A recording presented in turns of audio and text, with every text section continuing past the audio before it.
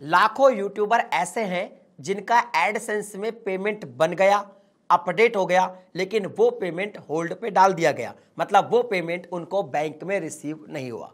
और हर महीने ऐसे बहुत सारे यूट्यूबर होते हैं जो पैसा कमाते हैं, उनके एडसेंस में वो पैसा जनरेट भी हो जाता है, लेकिन उनके बैंक में उनको मिलता ही नहीं है।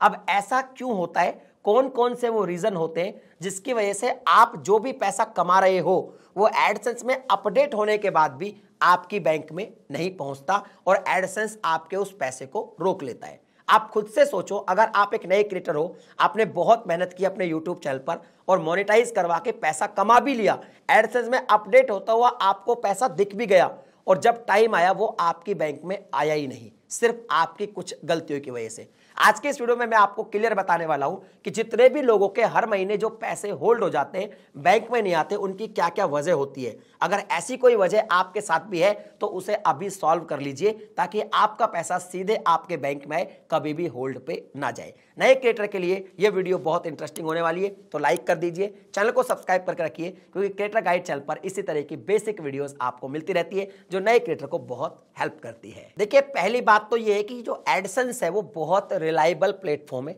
यहां पे जिसका भी पैसा आपने यूट्यूब से कमाया है वो खुद से बिना वजह ये नहीं रोकता है, यानी कि एडसेंस में कभी भी आपका बिना वजह पैसा नहीं फंसता है। अगर आपके साथ ऐसा हो जाए कि आपको पैसा आपकी बैंक में ना मिले, भले ही आपकी वीडियो पे एडवर्टीजमेंट आ रहा है और पैसा आप कमा रहे हैं, तो आप अपने एडसेंस में जाइए, यूट्यूब को छोड़ दीजिए, एडसेंस में जाइए और एडसेंस में जब जाएंगे तो वहां पे सबसे ऊपर लेफ्ट साइड में आपको मिलेगा एडसेंस फॉर यूट्यूब, इस पर बस क्लिक कर दीजिए। जैसे ही आप इस पर क्लिक करेंगे आपको नोटिफिकेशन ऊपर ही शो हो जाएगा रेड कलर में या फिर येलो कलर में, और इस नोटिफिकेशन को आपको ध्यान से पढ़ना है। और मैं बताता हूं मेनली कुछ रीजन होते हैं जिनकी वजह से आपका पेमेंट होल्ड कर दिया जाता है। पहला, आइडेंटिटी वेरिफिकेशन। अगर आपने अपना आईडी वेरीफाई नहीं किया है तो आपका पैसा होल्ड पड़ा रहेगा। दूसरा होता है एड्रेस वेरिफिकेशन, अगर आपने वो नहीं किया है तो भी आपका पैसा होल्ड पे पड़ा रहेगा। तीसरा एक रीजन होता है कि आपका जो बैंक अकाउंट है जो आपने सबमिट किया है उसमें कहीं ना कहीं कोई इशू आ गया है, या तो आपने स्विफ्ट कोड गलत डाल दिया है या फिर आपने आईएफएससी कोड गलत डाल दिया है। इन कंडीशन में भी आपका जो पैसा है वो वहां पे होल्ड कर दिया जाता है। और एक और भी वजह होती है, जब आपका चैनल ऑलरेडी चल रहा होता है, कई महीनों का पैसा आपकी बैंक में आ चुका होता है, उसकी वजह से आप इनवैलिड क्लिक एक्टिविटी करते हैं तो भी आपका पैसा होल्ड कर दिया जाता है और कुछ केसेज में तो आपका एडसेंस डिसेबल कर दिया जाता है।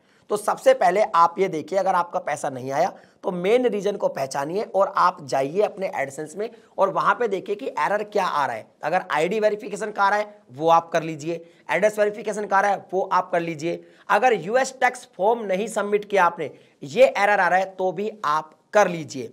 इसके अलावा कई बार आपको सिंगापुर टैक्स का भी एक ऑप्शन मिलेगा, इसको आपको नहीं करना, ये वेबसाइट वालों के लिए होता है, यूट्यूब वालों के लिए नहीं होता। अगर आप एडसेंस फॉर यूट्यूब पे क्लिक करेंगे तो ये वाला ऑप्शन नहीं आएगा। लेकिन यूएस टैक्स का फॉर्म आपने नहीं भरा है या उसमें कोई गलत जानकारी दी है तो पैसा होल्ड किया जा सकता है। इसके अलावा उस एरर को ध्यान से पढ़िए, उसको अगर आप सॉल्व करेंगे तो आपका पैसा बैंक में आ जाएगा। अब यहां पे बैंक एंड से भी एक प्रॉब्लम क्रिएट होती है नए क्रिएटर को, वो भी मैं आपको बता देता हूं। देखिए, एडसेंस आपकी बैंक में पैसा भेज देता है, एडसेंस से पैसा निकल जाता है, लेकिन वो पैसा आपके अकाउंट में रिफ्लेक्ट नहीं होता, बैंक के पास भी चला जाता है। इस कंडीशन में क्या होता है कि जब कोई नया क्रिएटर अपना बैंक अकाउंट यहां पे सबमिट करता है तो एक रेमिटेंस फॉर्म भी भरना होता है।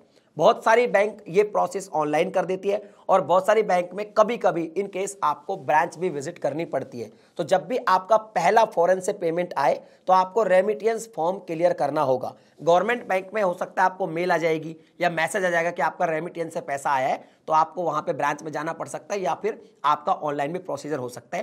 प्राइवेट बैंक में हो सकता है अगर आपका अच्छा अकाउंट है तो मैनेजर वगैरह आपको कॉल भी कर सकते हैं। तो फर्स्ट टाइम रेमिटेंस का फॉर्म का भी ऑप्शन होता है, वो भी आपको क्लियर करना पड़ता है, वरना कई बार उसकी वजह से भी पैसा एडसेंस से तो आ जाता है, आपकी बैंक में भी आ जाता है, मगर अकाउंट में रिफ्लेक्ट नहीं होता। एक बात और मैं आपको बताता हूं जो मेरे साथ एक बार घटना घट चुकी है। मेरी सिस्टर का एक यूट्यूब चैनल था और मेरी सिस्टर का अकाउंट यूट्यूब चैनल पे लगा हुआ था, एसबीआई का अकाउंट था। अब होता यह है कि बहुत टाइम से उसमें पेमेंट आ रहा था, हर महीने 8-10 महीने तक पेमेंट आ रहा था, कोई दिक्कत नहीं है। अचानक से पेमेंट आना रुक गया और हमने ध्यान भी नहीं दिया, बिकॉज मल्टीपल चैनल्स के पेमेंट आते हैं। 2-3 महीने बाद ऐसे ही जब मैं चेक कर रहा था तो मुझे पता चला कि एक चैनल का पेमेंट नहीं आ रहा है। तो जब मैंने चेक किया तो मुझे पता चला, मैं एडसेंस में गया कि वहां पे हुआ ये था कि जो बैंक अकाउंट था वो ब्रांच एक्चुअली शिफ्ट हो गई थी कहीं और उसका आईएफएससी कोड चेंज हो गया था। तो जब मैंने एडसेंस में देखा तो वहां पता चला कि आईएफएससी कोड चेंज हो गया है और अब जो आईएफएससी कोड मैंने डाला हुआ था पहले से वो इनवैलिड है।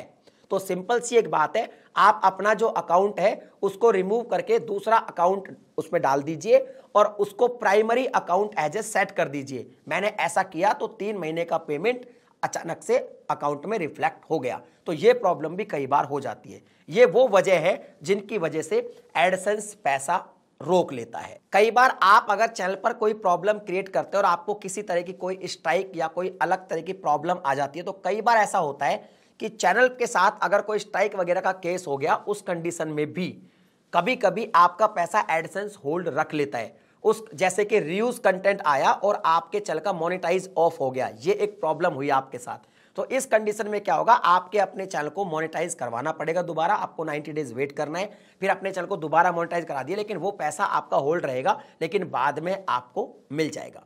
ये वो वजह है जिनसे एडसेंस पैसा रोक लेता है। अगर आपके दिमाग में कोई और भी कंफ्यूजन चल रही है, कमेंट सेक्शन में लिख के बताइए, अगली वीडियो में हम वो भी क्लियर कर देंगे। चलिए मिलता हूं अगली वीडियो में नए टॉपिक के साथ, तब तक के लिए जय हिंद।